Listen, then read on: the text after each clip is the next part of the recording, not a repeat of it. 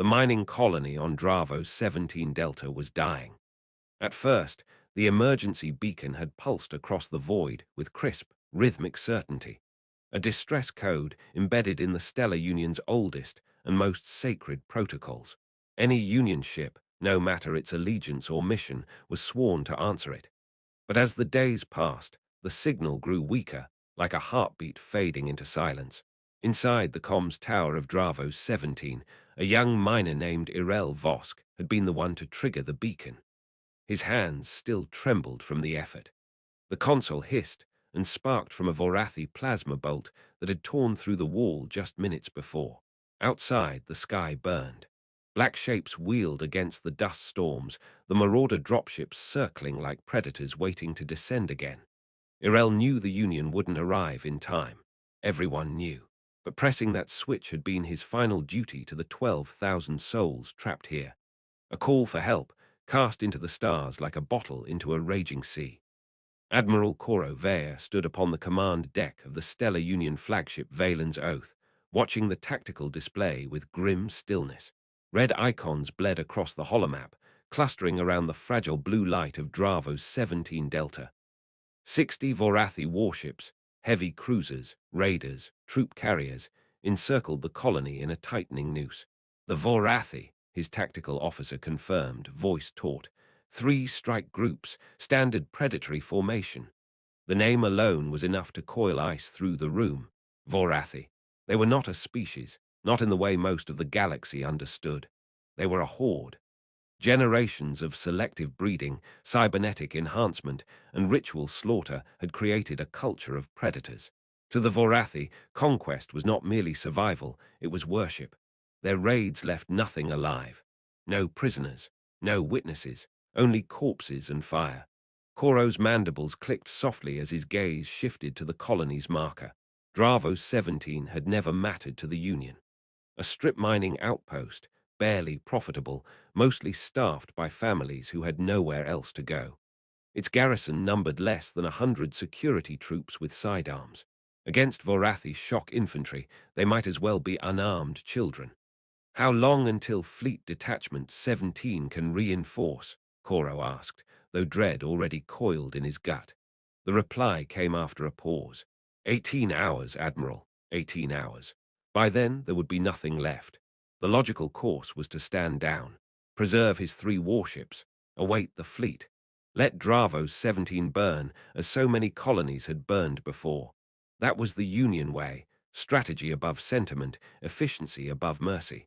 But Coro Vare was not a man built for cold arithmetic. He had clawed his way up from border skirmishes, where mercy often meant mutiny and compassion was a weapon against despair. He stared at the helpless blue dot on the display, the 12,000 lives it represented, and felt his tendrils twitch with the urge to act, even if it meant dying for nothing. He had just drawn breath to issue the order for a desperate strike when the comms officer straightened, antennae flicking. Admiral, incoming transmission, unidentified source, not Union. Coro's pupils narrowed. On screen. The main display flickered, then sharpened into view. A warship hovered in the void, angular, crude by Union standards. Its grey plating bore scars of old battles, blackened welds and patched armor. Weapons studded its flanks in ugly protrusions, unpolished but purposeful, like fangs jutting from a predator's jaw. Painted symbols, bold and strange, stretched across its hull. Then the comms cleared, and a human face appeared. "This is Commander Aria Morgan of the Terran Defense Force destroyer Resolute," the woman said. Her voice was steady, precise, carrying the weight of someone accustomed to command. "We intercepted your distress call. We're on approach. ETA 4 hours." Coro blinked. Terrans. Whispers of the species had trickled into Union space over the last decade, new to the stars, reckless, aggressive.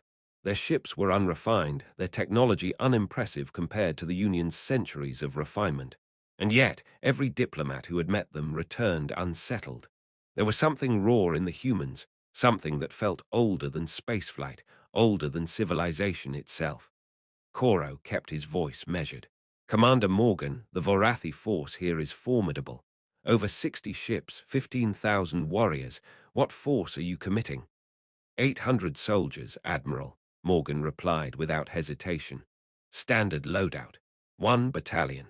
A hiss of disbelief rippled through the bridge crew. 1 battalion. Against the Vorathi tide. It was lunacy. Koro tried reason. Perhaps it would be wiser to wait for Union reinforcements. This enemy is beyond dangerous. With respect, Admiral, Morgan said, eyes like tempered steel. We've handled dangerous before. We'll take it from here. The channel cut. Koro stood frozen, tendrils curling. He had seen courage before, yes, but this was something darker, something fiercer. Bravery twisted so far it became indistinguishable from madness. 4 hours later, the Terrans arrived. 3 destroyers slipped into the system, their drives flaring like knives dragged across velvet. They were dwarfed by the Vorathi fleet, yet they advanced without stealth or hesitation. "What are they doing?" the tactical officer whispered. "They're not even masking their vector." Koro's throat clicked. "Perhaps that is deliberate." The Vorathi moved instantly. 20 warships detached from the swarm, engines burning as they surged to intercept the intruders. The Terrans didn't falter. They opened fire, not with the precision strikes of Union doctrine, but with brutal volleys of mass-driven slugs and missile swarms. Not to win the space battle, Koro realized, but to carve a distraction. Because from the belly of their ships, pods were already streaking into the atmosphere. Hundreds of them. "Dropships," Koro whispered. The pods roared through the thin atmosphere of Dravo 17, shuddering as friction turned the sky into fire. Inside each drop capsule, human soldiers sat in silence, strapped into crash seats. Helmets down, visors glowing with faint HUD light, they looked more like statues than living beings. To the colony sensors, they were blurs. To the Vorathi warriors waiting below, they were prey choosing to leap into the teeth of the predator. The first pod slammed into the outskirts of the mining settlement with a seismic crack. Hydraulic clamps blew, armor plates hissed open, and 8 armored Terrans spilled into the dust. They moved without hesitation. Rifles barked with bursts of hypersonic slugs. Target designators painted arcs through the dust storms. Grenades arced overhead with mechanical precision, detonating among the Vorathi line before their warriors had even finished roaring their battle cries. To Admiral Koro, watching through grainy feeds aboard the Valen's Oath, it looked like chaos. Yet there was a rhythm. He leaned closer, mandibles twitching. Each squad moved as though they had rehearsed the battle in advance, flowing around obstacles, never overlapping, always covering one another's blind spots. The Vorathi charged, massive forms silhouetted against the flames of the refinery district. They were built for killing, armored hides, claws like hooked blades, maws capable of tearing through plating. Their war cries shook dust from the ruins. The humans answered with silence, not defiance, not bravado, just cold mechanical precision. A wall of coordinated fire met the charge, cutting it into fragments. Vorathi who pushed forward fell, their bodies riddled with glowing wounds. Those who hesitated were flanked, surrounded, torn apart at close quarters by knives and rifle butts wielded with terrifying efficiency. On one feed, a human dragged a wounded comrade out of the fire lane, even as rounds tore through the ground around them. Another soldier immediately stepped into the gap, covering them with steady fire. The wounded Terran was treated mid-battle. A med pack slammed into their armor port, green lights flickering as automated systems flooded their bloodstream with nanites. Seconds later, the soldier was back on their feet, weapon raised. Koro felt his throat tighten. In the Union, a wounded soldier was a liability, often abandoned if retrieval meant losing more lives. But the Terrans, they refused to leave anyone behind. And somehow, impossibly, it did not slow them down. It drove them faster. The battle spread.